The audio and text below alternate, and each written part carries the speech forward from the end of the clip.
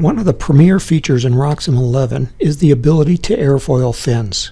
Here I have a two-stage rocket, and I'm going to open up the booster fin, and I'll zoom in a little bit, and you'll notice that currently right now we have the fin set to a square cross-section. If we choose rounded, you'll see that the edges of the fin, the leading and the trailing edges, are now rounded.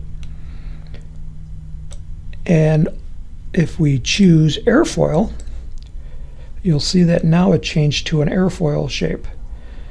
Within this, you can also adjust the maximum thickness of the airfoil as a percentage of the length of the cord. So right now it's set to about 25% of the cord, so the maximum thickness occurs 25% of the way along the cord here. And you can adjust this just by grabbing the slider bar and moving it. You can see that now it's thicker towards the back. You can also change this to a constant thickness. You can see it doing this mostly when the tip edge is smaller. So let me change that. I'll make that point 1 inch.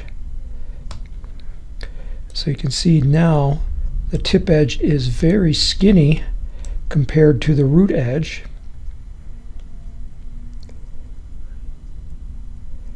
But if I choose constant thickness, you'll see that now the thickness of that cord is the same all the way up the fin. And this is typically how most people sand fins. Although if you want the lowest drag, you want to use a non-constant thickness. Also notice that as you change the airfoil, the mass of the fin is reduced because you're reducing the amount of material here. So look, right now it's 3.5 grams for the set, or 1.16 grams for each individual fin. And if I change it back to a square, you'll see that the mass increased. Another thing about this fin is this is a through-the-wall fin, and let me click OK here. And I'll show you that the tab doesn't airfoil if it's not the same length as the body of the length of the fin. So if I go to this tube right here, and I'll make it translucent so we can see through it. That's under color, and we change the opacity, and I'll zoom in, and so now you can see it.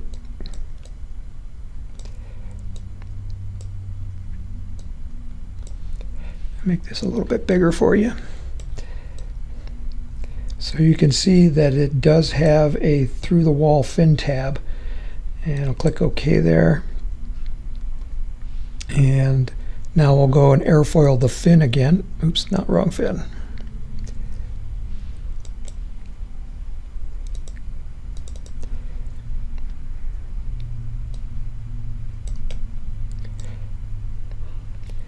Okay, and if we airfoil it,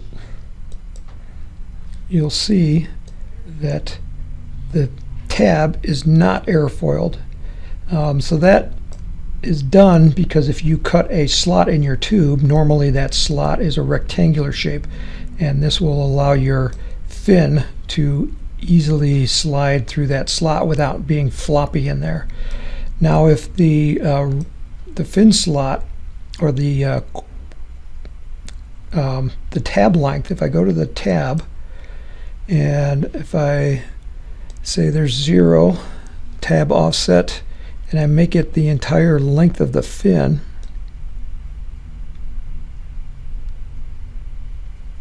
oops, I extended it too far. I can't remember how long this is. So it's 3 inches long. And so if I make this 3 inches, you'll see that now the tab is airfoiled like the fin is airfoiled. And the reason for that is because you'll probably sand it all together if it has the same cord as the length of that slot. The last thing you can do here is export out a 3D file that you can print on your printer. So just go down here to the export template, and you have to do that if you want just an individual fin. You have to do this from the fin. So just I'm going to save it to the desktop, and I'm going to call it number 2 because I've done one already. And then under the format, choose STL and hit save. And it's going to ask you what your resolution is, and typically you'll say very high resolution, and then export. And it tells you that the fin was exported to the 3D format, which is STL. And at that point, you can open it up and bring it into your 3D slicer. And here is what that would look like once you bring it into the slicer. You can see that this one has a tab on it, and the tab has created a gap. So on this one, I would have to create supports on it. So here I'm just setting the density of the supports, and then I'll generate it. And in my slicer, it generates those supports quickly. So at this point, it's ready to 3D print, and you can print a set of them, and then you can glue them onto your rocket. Now, this is a printed fin, and I made it a little bit thicker just so that you could see the airfoil, but you can see how beautiful this looks and what you can do with it using RockSim11.